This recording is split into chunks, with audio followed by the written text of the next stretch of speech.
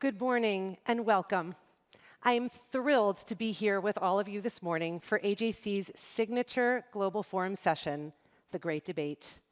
This year, our topic is one that cuts to the core of our worries and fears, as well as our hopes and dreams for the Jewish community in this country. Our panelists will be debating the question, is the golden age of American Jewry over? The debate's central question asks us to consider the health and well-being of the American Jewish community in 2022. The 20th century saw enormous political and social gains for American Jews, with our community's remarkable mainstreaming into the fabric and fiber of American life. Indeed, many might say that American Jews helped define that fabric and fiber. Is our community now on the wane? Are we irrevocably divided, less Jewishly identified, and no longer able to effectively flex our political, cultural, and social muscle? Or is our community adapting and changing to be able to meet the challenges that we face in these complicated times? We are privileged to be joined this morning by two esteemed thinkers and observers of the American Jewish community to debate this question. Dr. Pamela Nadell, Director of Jewish Studies and Petschek Clendenen Chair in Women's and Gender History at American University in Washington, D.C., and Bret Stephens, op-ed columnist at the New York Times and editor-in-chief of Sapir, a journal of Jewish conversations. Let's welcome our speakers.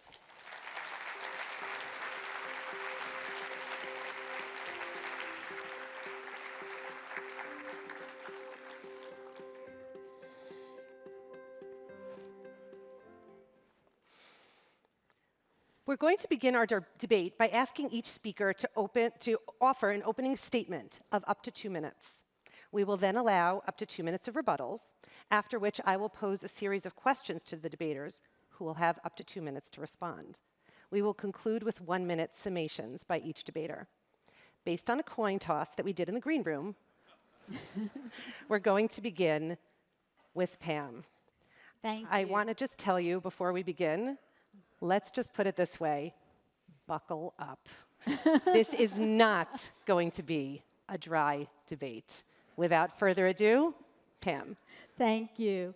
It is such an honor to be here at the Global Forum's Great Debate with Bret Stephens, with Dr. Laura Shaw Frank, and I really want to thank David Harris for this provocative question. Golden ages tend to appear in retrospect when our own moment in time propels us to long for some kind of idyllic past. It was 19th century Jews, disappointed by the roadblocks that they faced, like the Dreyfus Affair, who glommed onto the idea of a golden age of Jews in the medieval Muslim world. Our golden age dates to after World War II, as American Jews, in the wake of the greatest disaster in all of Jewish history, ascended to unimaginable heights. Stunningly, Judaism, the faith of just 3% of the population of the United States, became one of the triumvirate of America's major faiths. Post-war prosperity propelled a synagogue building boom as the last descendants of the East European Jews climbed into the middle class. Anti-Semitism even seemed to decline when Gregory Peck, in Gentleman's Agreement, made it unfashionable on the silver screen. That era launched our golden age. And as this forum demonstrates with 1,000 of you in this audience, the signs of its vitality have not abated. The extraordinary energy of American Jewry is manifest in more than 9,500 Jewish communal organizations. Our population has grown 12% between 2013 and 2020. Then there is American Jewry's continuing religious vitality. In 1957, sociologist Nathan Glazer said of orthodoxy, "There is little to say, other than that it has survived, barely." No one would say that today. But most importantly, this month, as we mark the Jubilee of Women's Ordination that brought thousands of women into our leadership in our community, there is no way that this golden age is over now that 1/2 of the American Jewish people who had been written out of history are now making it.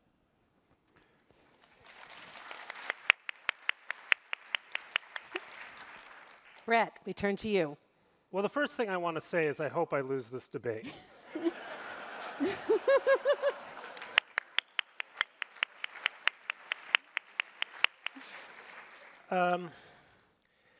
I'm a pessimist by nature, which means I'm Jewish despite my last name. 100 years ago, in June of 1922, the most important man in Germany was a Jew, Walter Rathenau. 100 years ago in Germany, the winner of the Nobel Prize in Medicine, Otto Meyerhoff, was a Jew. 100 years ago in Germany, the most important philosopher of the German Academy, in fact, the most important philosopher of all of Europe, Edmund Husserl, was a Jew. Now, why do I mention this? Not to say that we are destined to move along the same trajectory. I say this because the history of the Jewish people in its diaspora has been a history of darkness at noon. At our zenith, we reached our precipice. And that is what I fear we may be confronting here in the United States today. What are the conditions in which Jewish life in alien civilizations has declined or has collapsed? There are 4 central points. One of them is when the politics of envy and resentment become the dominant strain of politics on either end of the political spectrum. The second is when ideologies of race become increasingly central to the ways in which the outside world, the non-Jewish world, perceives human distinction and sometimes perceives the Jews. The third is when habits of independence of mind, skepticism, activism, irreverence, irony, questioning, second-guessing are treated as heresies, not as vital contributions to a progressive civilization. And the final one is when conspiracy thinking goes mainstream. In Germany in the 1920s, there was a conspiracy theory known as the stab-in-the-back theory, which ultimately led to deadly consequences for the Jews. Today in America, we live in a land in which seemingly sane people think that 9/11 was an inside job, that Barack Obama was born in Kenya, that the election of 2020 was stolen from the incumbent president.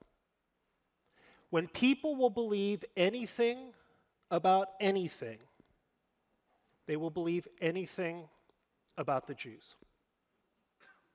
And that is what worries me today. Most of us in this room tonight will not go home to neighborhoods in Williamsburg or Jersey City where the rise in anti-Semitism creates a clear and present danger for the population. But most of you in this room have children or grandchildren in universities where the only acceptable bigotry is the anti-Semitism of our day, which is known as anti-Zionism. Okay. I see we're not staying to our 2 minutes, but that's okay. We'll be a little flexible. Pam, your rebuttal. There's, first of all, thank you so much for saying you hope that I'm going to win. So I'm really happy about that. And me too. I think it's really important for us to kind of have this long perspective. I'm a historian, and so I think that history informs our understanding of the present. And we are definitely in a moment where anti-Semitism, it's been all over this conference, it is roiling our community. Yet I think what we fail to understand is to what extent it has made relatively minimal impacts in the wider world. So you look at what's happening on the college campus. I spent a lot of time on college campuses. I spent a lot of time talking to college presidents, to university faculty, to people who are studying this issue. There are many, many terrible incidents on campus. No way that I'm not going to recognize that. However, over 90% of our 18-year-olds would not be going to colleges and universities if they were under siege from anti-Semitism all the time, because we as Jewish parents wouldn't be sending our children there.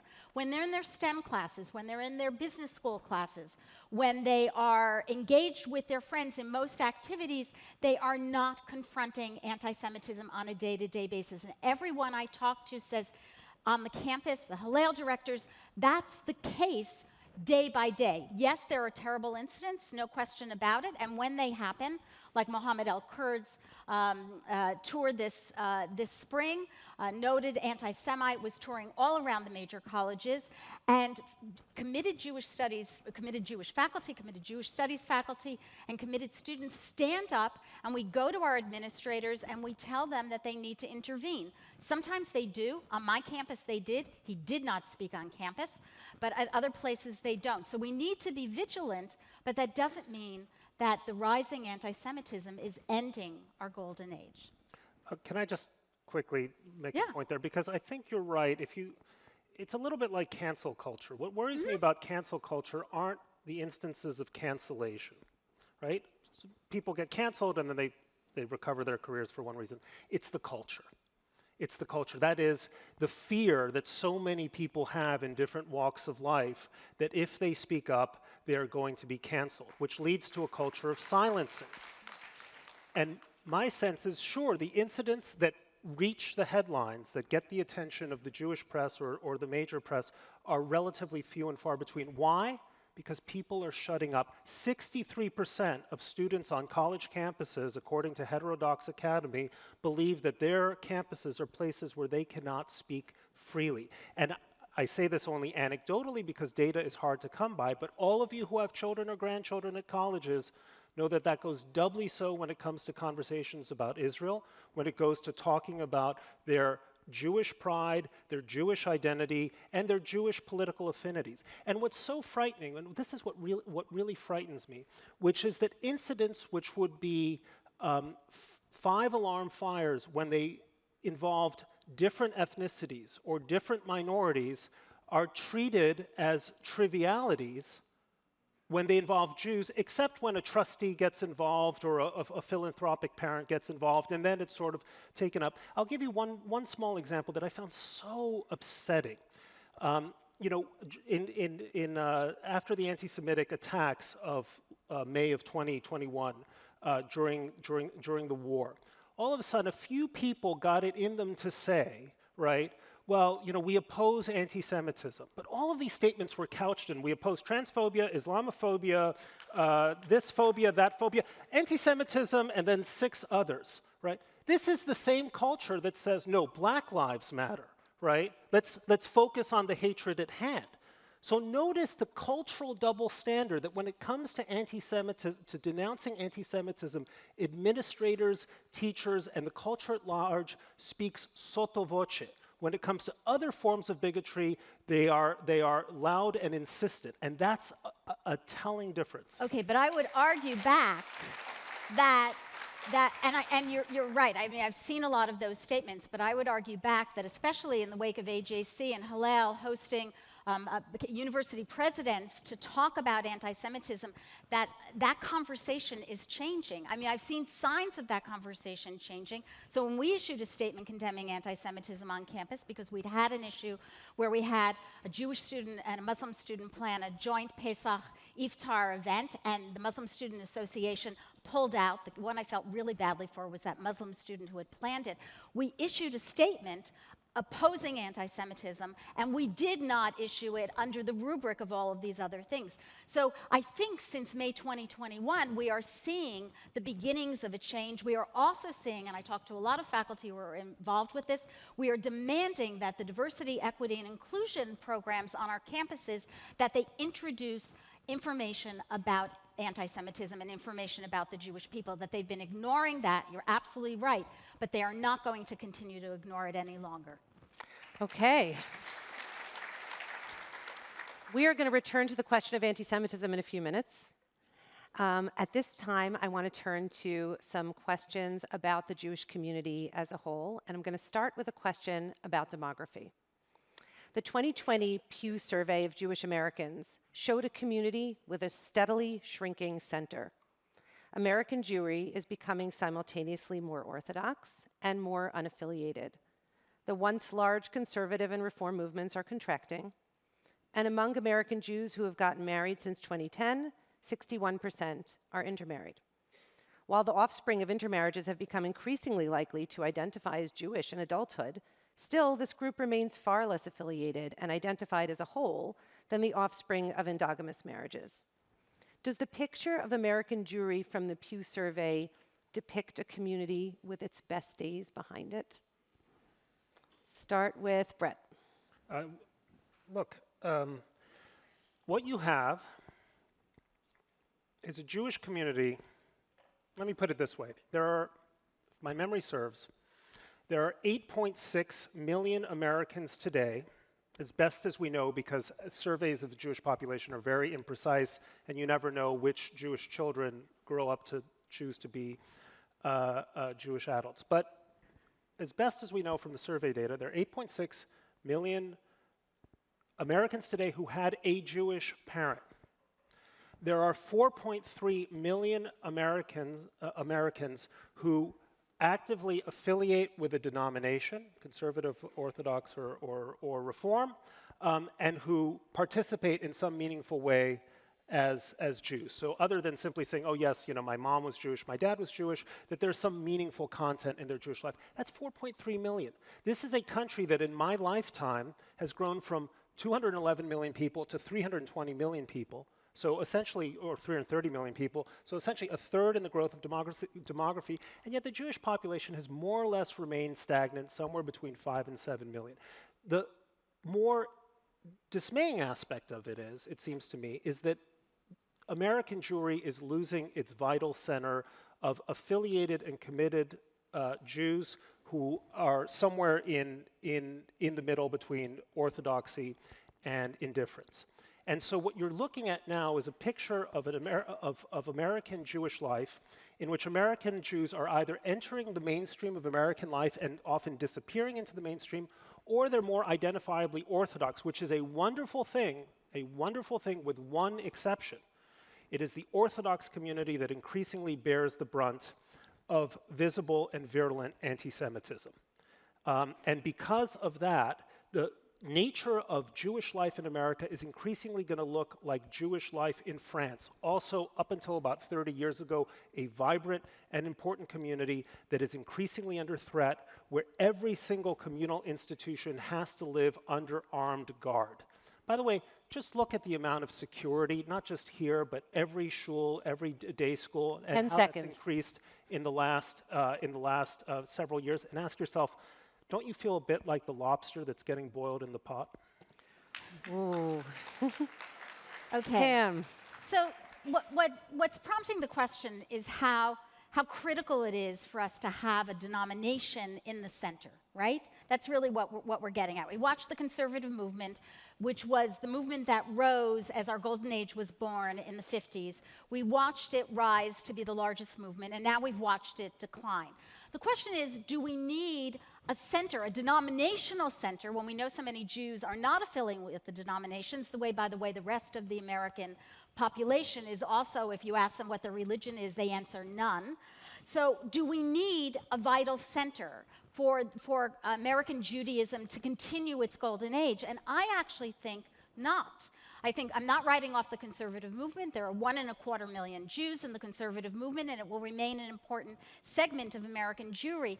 But those 9,500 organizations that I mentioned, which was a figure that is guesstimated in 2010, so maybe there are more by now, maybe the decline of the center has allowed American Judaism to expand its range of opportunities and ways of identifying. And I'll name only two new institutions that emerged, like Six and I, one of these a community center, but also an alternative congregation, and New York's Yeshivat Maharat, where Laura Shaw Frank used to work, and that there are scores of new Jewish institutions that have given voice to the American Jewish community, the museums, the podcasts. I would even mention your journal, Sapir. There's one bright spot. Okay, the statistics point to a changing Jewish community, not the end of the Golden Age. Okay. We hope you're right. Let's turn to the political realm. And Pam, we're going to start with you. Are Jews headed toward political irrelevance? We know from many studies of the Jewish community that a strong majority of Jews vote Democratic. Do Democratic candidates for office still court the Jewish vote? Or is it so assured that they don't even bother? And as for Republican candidates, have they written off the Jewish community other than the Orthodox, therefore not bothering to seek the Jewish vote either? And in addition to candidates not courting the Jewish vote, we know that fewer and fewer Jews take candidates' views on Israel into account when voting. How can Jews advocate for our needs and for the needs of Israel in such an atmosphere? Is the era of Jewish political influence behind us?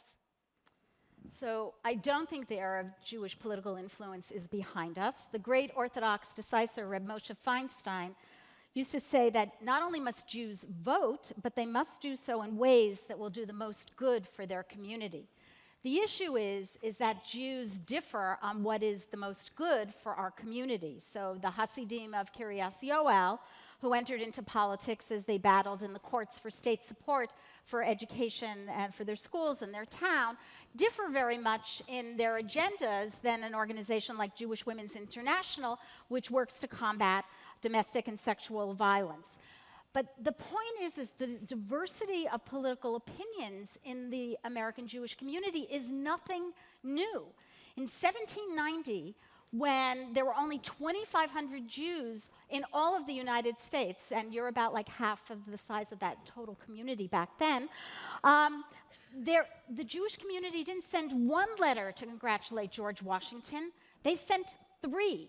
You only know about the one that led to his famous quotation that this is a nation that gives to bigotry no sanction. My point is, Jews have different agendas, they have different ideas about what is for the good of the community, and they continue to exercise it, and that shouldn't surprise us in a community that has 7.5 million Jews today, by one count. In 1790, there were 2,500 Jews and 5,000 opinions. Now we got 15 million. Look, I think there was a watershed moment about 2 years ago when a Democratic member of Congress made an unmistakably anti-Semitic comment, not for the first time, but for the third. And when an effort in Congress was made to reprimand her, that effort effectively failed. And that was a moment in time.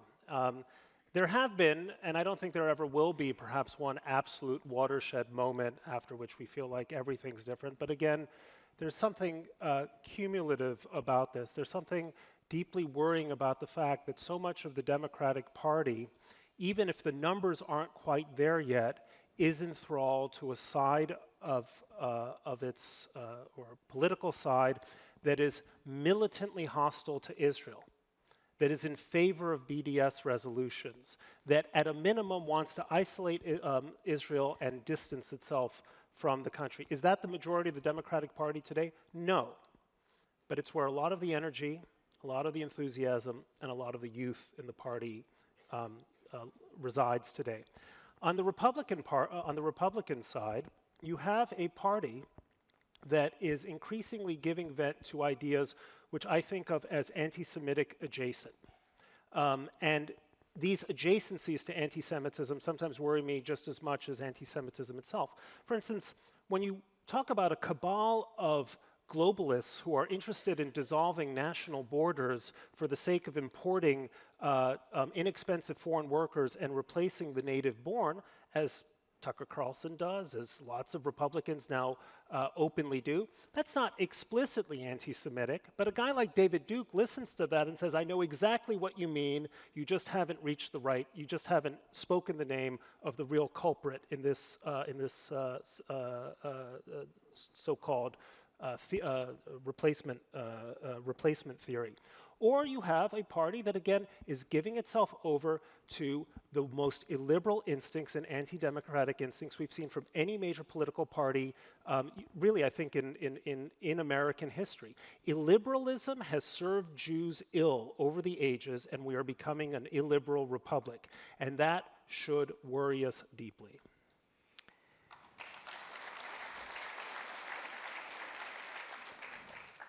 We've been touching on the issue of Israel, so let's dive in a bit. Numerous studies have shown that attachment to Israel is waning among younger American Jews. The reasons for this are complex, but we know that attachment to Israel has been a very important part of American Jewish identity for many, many decades. And support of Israel once had great unifying power for the American Jewish community, but it's quickly becoming a source of enormous division. Adding to the complications, Israel doesn't seem to need American Jewry the way it once did. What impact should the changes we are seeing regarding connection between American Jewry and Israel have on our thinking about the state of the American Jewish community?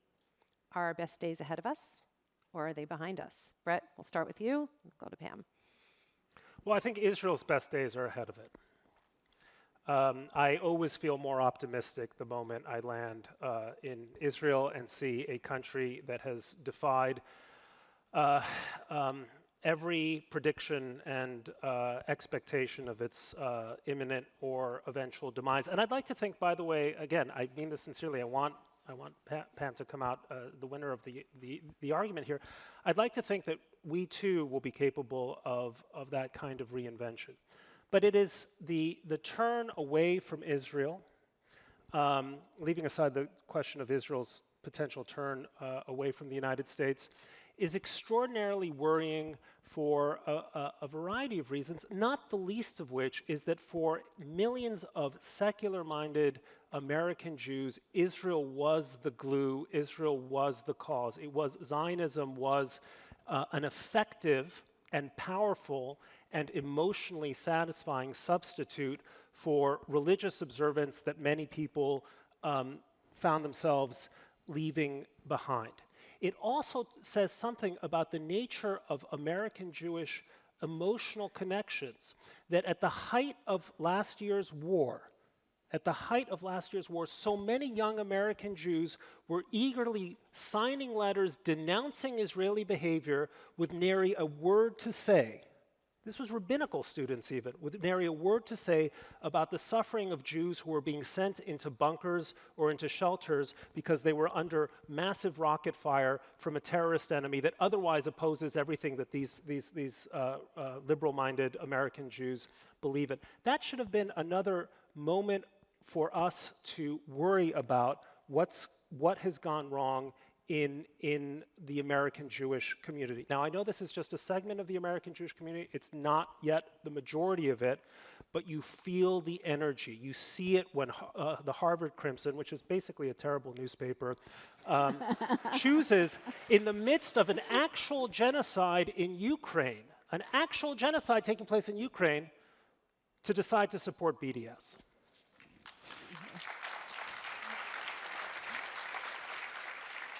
So this is great because I agree with a lot of what you just said. However, there's always a however. Decades ago, I said that the American Jewish community, in terms of its identity, was in deep trouble because it was hanging its hat, its identity, on two events external to the United States, the Holocaust and Israel. And we couldn't sustain a community that way. And the Zionist thinker, Ahad Ha'am, he thought that Israel would become this spiritual center and all the diaspora communities would circle around it. And that was never going to work. Anyone who knows anything about the way in which ethnic communities change and develop and shape their ethnicities over time knows that you can't do that from an impetus from outside. It's got to come from within. So I want to point to just two signs of the continuing flourishing of the American Jewish community in this golden age. Years ago, one of my friends quipped, where do you find all the Jews on Shabbat morning? They're davening in front of the Jewish bookshelves in their bookstores. So there, and actually in 1977, Irving Howe wrote, American Jewish fiction has probably moved past its high point. Right? Michael Chabon, Joshua Cohen, Nicole Krauss, Dara Horn. I could name so many others. Forgive me for leaving their names off the list. But I also want to add the flowering of Jewish studies on the university campus. In 1950, at the beginning of our golden age, there were only 2 Jewish faculty teaching, Harry Wolfson at Harvard and Salo Baron at Columbia. Today, there are 1,800 members of the Association for Jewish Studies, the Learned Society for Jewish Studies faculty, and we are teaching all over the United States and actually on continents beyond the United States. The point is, and you've actually spoken publicly about this, you've spoken about how a Jewish studies professor, Leon Kass, when you were at the University of Chicago, and how he affected your understanding of what it means to be a Jew. We don't teach only Jewish students, but this is a sign of the flourishing of our golden age, and it's not diminishing. Leon would not tell you, Leon would, I'm sure I'm speaking for him, would not tell you that this is a golden age for American academia or a golden age really for Jewish students or the Jewish students that he had. This is, first of all, I had him as a teacher 30 years ago. We're living in a new era. I just want to make a small point because I think everything you say is fair and true. But if you were to take a snapshot in time, you would also be able to say, not just in academia, but look at politics. The Senate Majority Leader is a Jew. The Chief of Staff to the President, Jewish. The Secretary of State, Jewish. The Secretary of Homeland Security, Jewish. Secretary of the Treasury, Jewish. If you were to look at that, you would say, well, how can you possibly say that this golden era is behind us? My concern is not with the present. My concern is that trends deeply embedded now are going to manifest themselves in ways that we will find difficult to reckon with just 10 or 15 years. And your kids and grandkids are sensing this, and they are seeing this, that Jewish culture, Jewish ideas, Jewish impishness, Jewish irreverence no longer accounts for the beating heart of American culture. You can go to literature, plays, theater, one thing after another. It's kind of been eclipsed. And it's been eclipsed sometimes in ways which are entirely to the good, right? We should have more Indian writers, more African-American writers, and so forth and so on. And it's also been eclipsed in ways that I think are less salutary and less hopeful. Above all, a culture of censoriousness throughout American cultural life. I don't just mean campuses, I mean publishing houses, newspapers, magazines, and so on, which hurts everyone, but particularly hurts the Jews, because we've always had this culture of second guessing, which has been so central to our identity, and which explained why Jewish culture had its zenith sometime in the middle of the 20th century, when American liberalism and Jewish values coincided for that brief and wonderful moment. Pam? This is, by the way, this is a debate, like, this is the classic Jewish debate, like, between it can't get much worse and yes, it can. Right? Right. It's like, the two Jews, one's reading the Nazi newspaper, and it's because he reads about all the power Jews have, and the other one's reading the Jewish press, and it's saying how terrible things are. Yeah, I know. Exactly. You read the Jewish press much too much. Right, absolutely, there's no question. We're going to turn to our last question now, and Pam, I'm going to start with you. You actually have a book on the history of Jewish American anti-Semitism coming out in 2025. So let's talk about anti-Semitism. The most concerning topic regarding the welfare of the American Jewish community in many ways. Even a mere decade ago, I think that many of us, myself included, believed that anti-Semitism was no longer really a problem for American Jews. It was kind of fading into the woodwork. It was a thing of the past. And we now see that that is far, far from the case. And while anti-Semitism on the right is typically easy to identify, anti-Semitism on the left, which is often intertwined with anti-Israel sentiment, can be much more complicated. While criticism of Israel can be legitimate, as criticism of any government can be, we have all seen where anti-Israel sentiment crosses the line into anti-Semitism through use of anti-Semitic tropes, calls for exclusion, and even violence against Jews and Zionists. What impact does rising anti-Semitism in America have on the ability of Jews to flourish in American society, whether it be in Jewish places of gathering, virtual spaces, or college campuses? Can we find reasons to be optimistic about the future? So I think we can find reasons to be optimistic about the future, but there's no question that the world has changed. In 2000, an academic wrote a book with the wonderful title, The Death of American Anti-Semitism. Nobody would buy into that now. But I do take heart, again, from some of these surveys. So for example, a survey of 10,000 Americans recently about BDS found out that only 5% of Americans express any degree of support for BDS, and that 84% of adults and 83% of adults ages 18 to 29 had heard either nothing at all or not very much about BDS, and that's after about almost 20 years of a BDS barrage. So the point is, there are things that I think we can be optimistic about. I'm also somebody who understands that the world continually changes. So maybe Bret's right, and that this culture shift that we're seeing at this moment is so deeply embedded in our moment that it's going to take us into a nefarious future. I don't think the comparisons to Germany in the 1920s are fair. I don't think they're correct.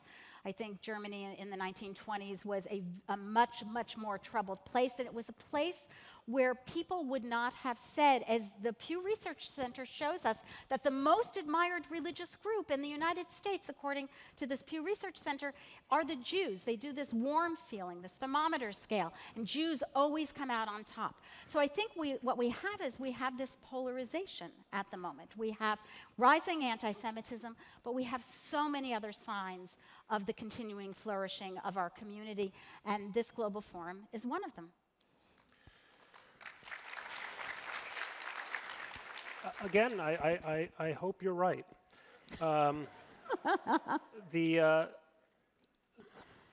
Look, I said this earlier, but the anti-Semitism of our day is anti-Zionism.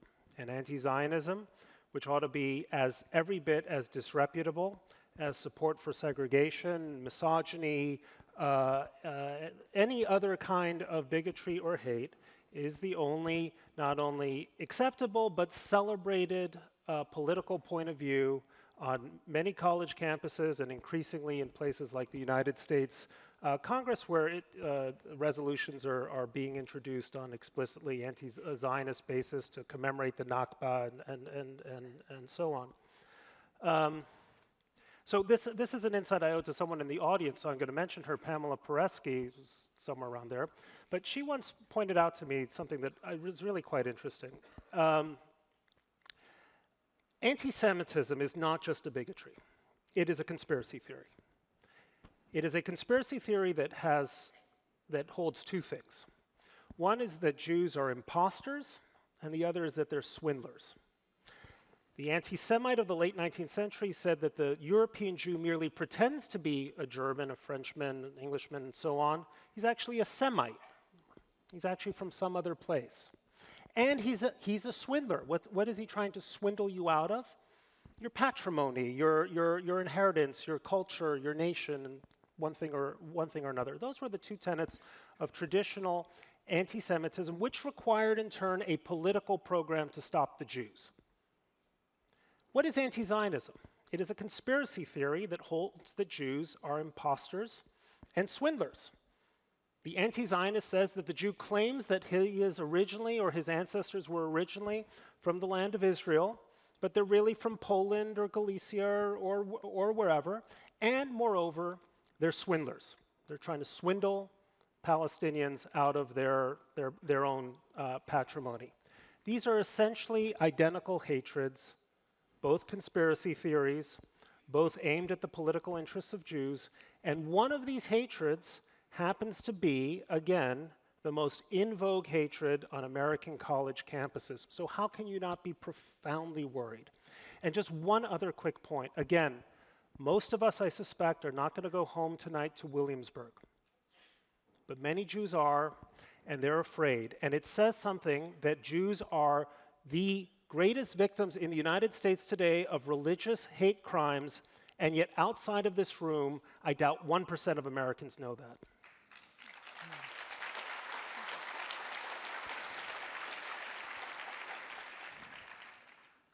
There is so much more to say on the topic of whether the golden age of American Jewry is over, but unfortunately, it's time to turn to our closing statements. Bret, since you went second in opening remarks, why don't you give your closing statement first? There is a paradox to pessimism. One of the reasons why Jews have been able to survive through the ages is some profoundly pessimistic instinct in our culture and our character. I didn't take the stage today simply to depress you as much as humanly possible, although that's kind of fun. I took the stage to say we need to warn ourselves. We need to revive the instinct for danger that has kept us through the ages. That is not a quote from me, it is a quote from Joachim Fest, the great German historian writing about the Germany of the 1920s and the 1930s. That's a reason to keep that horrible analogy in mind, not to simply allow it to happen again, to make sure it never happens again. Thank you.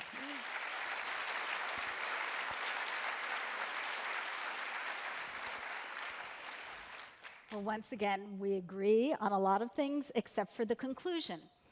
The perception that our golden age has ended rests on the rising anti-Semitism, and I would include anti-Zionism of our day. But the golden age of Sephardic Jewry also had terrible episodes of anti-Semitism.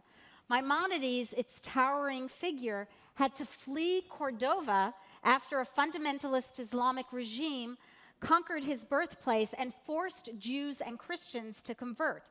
And his family went into exile, first to North Africa and then over into Egypt. At one point, Maimonides said, "I have not attained the learning of my forebears, for evil days and hard times have overtaken us, and we have not lived in tranquility." We don't live in tranquility in America again, yet the religious, the political, the cultural, and the intellectual vibrancy of our American Jewish community of the past 3/4 of a century, I believe, is going to continue despite anti-Semitism, which so often has a paradoxical effect of both strengthening Jewish identity as well as damaging it.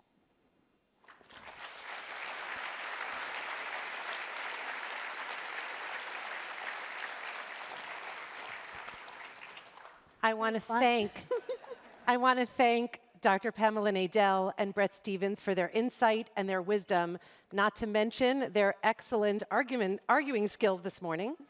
We live in times when it often seems it's impossible to have a civil debate. Pam and Bret, today you not only gave us much to think about as we continue to monitor and protect the health of our beloved American Jewish community, but you also modeled what it means to carry out a debate with civility and purpose, what the rabbis called a machloket l'shem shamayim, an argument for the sake of heaven. One thing is for sure, we know that both of you join AJC and everyone in this room in hoping for and working for a vibrant, cohesive, safe, and connected American Jewish community for the 21st century. Thank you. Thank you. Thank you.